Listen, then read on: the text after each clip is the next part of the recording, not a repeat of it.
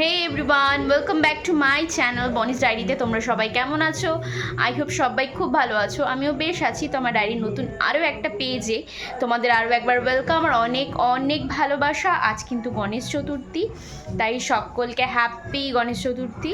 কাদের ওখানে গণেশ পুজো হচ্ছে অবশ্যই সেটা কমেন্টে জানিও। তো আমি এখন একটু বাড়ি এসেছি, দেখতেই পাচ্ছ, বুঝতে পারছো আই থিঙ্ক যারা আমার ভ্লগ দেখো। আমাদের আজকে একটা গণেশ পুজোর নেমন্তন্ন আছে, মানে আমার বাপের বাড়ির পাড়াতে। তো তার জন্য রেডি সেডি হয়ে এসেছি। তো মাও রেডি হবে, তারপরে যাব। তো ভিডিওটা কন্টিনিউ দেখো, স্কিপ করে যেও না, পুরোটা দেখো, ভালো লাগবে আই থিঙ্ক। তো চলো ভিডিওটার সঙ্গে থাকো আর দেখতে থাকো। মা চা দিয়ে দিয়েছে, চা খাবো। আমার পাপান সোনা সাজুগুজু করেছে। তাকাও তাকাও, একটু তাকাও, হাই করো হাই করো। হ্যাঁ, এই যে মা এখনো রেডি হয়নি, চা খাচ্ছে।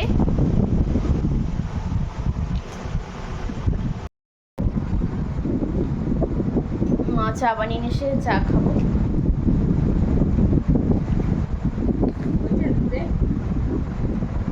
ও ঠিক আছে, মাথাটা কেমন ঘুরছিল তাই। বন্ধুরা, মাও রেডি হয়ে গেছে, মাকে রেডি করিয়ে নিয়েছি। ওই যে পাপান দুষ্টুমি করছে। চলো এবার আমরা বেরোবো। তো চলো আবার পুজো বাড়িতে গিয়ে দেখা হচ্ছে। আর গণেশ পুজোর নেমন্তন্নটা দেখো আমার একদম বাপের বাড়ির একদম পাশেই। এখন কিন্তু মা, আমি, পাপান গুটি গুটি পায়ে যাচ্ছি নেমন্তন্ন বাড়িতে।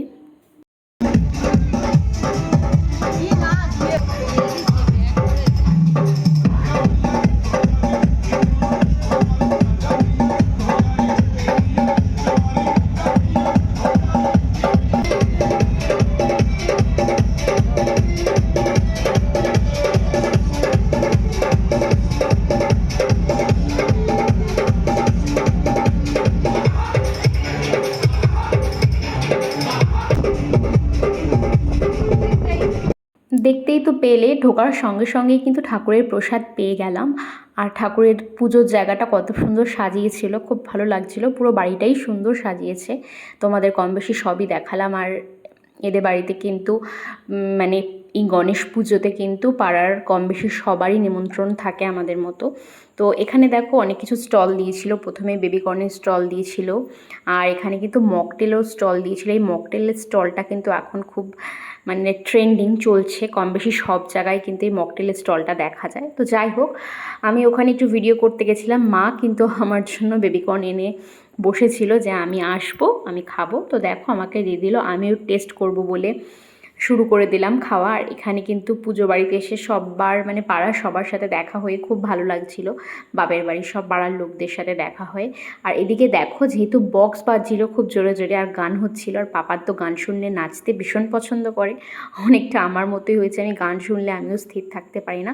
যাই হোক, এখানে কুপন সিস্টেম ছিল, তো কুপন নিয়ে প্রসাদগুলো কিন্তু নিতে হচ্ছিলো। তো দেখো আমার কুপনটাও আমি জমা দিয়ে দিলাম, আমার প্রসাদটাও কিন্তু পেয়ে গেলাম। তারপরে চলে এলাম একটু মকটেলের স্টলটা ফাঁকা হয়েছে কিনা দেখতে। তো এখনও ঠিকঠাক ফাঁকা হয়নি। আর এখানে হচ্ছে মকটেল রেডি করছিল। তো এখানে প্রথমে হচ্ছিল এখন ব্লু লোগানটা, ব্লু লোগানের পরে হয়েছিল অরেঞ্জ, মানে দুটো ফ্লেভারই করছিল। এখন ব্লু লোগানটা রেডি করছিল। তো আমি ভাগ্যবশত চান্স পেয়েছি একটা মকটেল ট্রাই করার। তো মকটেলটা নিয়ে সোজা চলে গেলাম মায়ের কাছে, মাকে ট্রাই করাবো বলে। মা বলছিল কেন তুই খা, আমি বললাম না আমি তো খাবোই, তুমি খাও না, খেয়ে দেখো কেমন লাগে তোমার। তো প্রথম ট্রাইটা। আর পাপান দেখো এখানে কিন্তু নাচের জন্য ট্রাই করেই যাচ্ছে, এত লোক দেখে একটু হয়তো লজ্জা পাচ্ছে। তারপরে কিন্তু আবার মকটেল স্টলে চলে এলাম আমি ট্রাই করব বলে।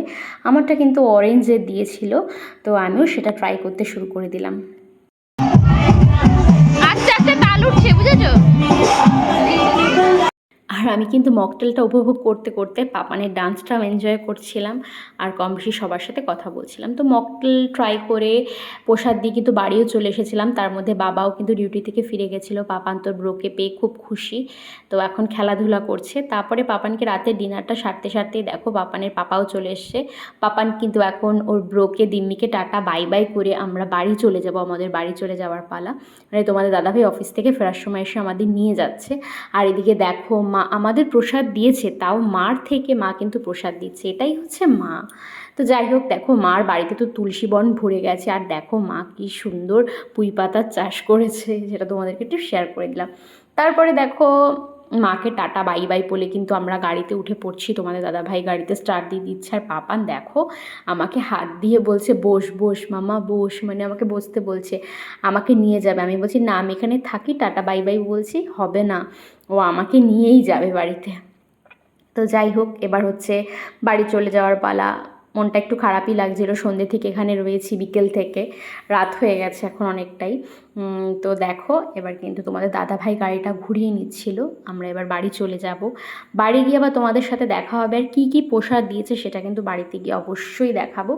তো আজকের ভিডিওটা আর বড় করলাম না, আমি এখানেই শেষ করে দিচ্ছি। আবার দেখা হবে ডায়েরি নতুন পেজে, নতুন কোনো ব্লগে। ততক্ষণ আমার নতুন ভিডিওর জন্য ওয়েট করো। সুস্থ থেকো, ভালো থেকো। আর দেখো পাপানকে একটু ঠিক করে বসিয়ে দিলাম, কারণ পাপান তো খুব দুষ্টু করে। তো যাই হোক, ওর দিম্মিকে ছেড়ে যেতে চাইছিল না, কিন্তু গাড়ি চড়তেও যেহেতু ভালোবাসে, তাই গাড়িটার লোভে কিন্তু বসে পড়েছিল বাড়ি যাওয়ার জন্য।